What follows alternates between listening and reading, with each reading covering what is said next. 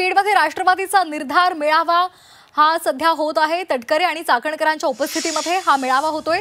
धनंजय मुंडे पुन्हा एकदा आपल्याला सक्रिय झालेले पाहायला मिळत आहेत। आगामी निवडणुकांसंदर्भात पदाधिकाऱ्यांना मार्गदर्शन हे केलं जाते आणि बीडमध्ये राष्ट्रवादी अजित पवार यांच्या पक्षाच्या वतीनं आज निर्धार मेळाव्याचं आयोजन करण्यात आलेलं आहे। या मेळाव्याला माजी मंत्री आमदार धनंजय मुंडे पूर्णपणे आपल्याला सक्रिय असल्याचं दिसलेले आहेत। प्रदेशाध्यक्ष सुनील तटकरे, रुपाली चाकणकर आणि सुरेश चव्हाण यांच्या उपस्थितीमध्ये या मेळाव्याला सुरुवात झाली आहे। संतोष देशमुख हत्याकांडानंतर धनंजय मुंडे यांना मंत्रिपदापासून मुकावं लागलं होतं आणि त्यानंतर धनंजय मुंडे तब्बल 6 महिने राजकीय चळवळीपासून अलिप्त राहिलेले होते। मात्र आता धनंजय मुंडे पुन्हा एकदा सक्रिय झाल्याचं दिसत आहे।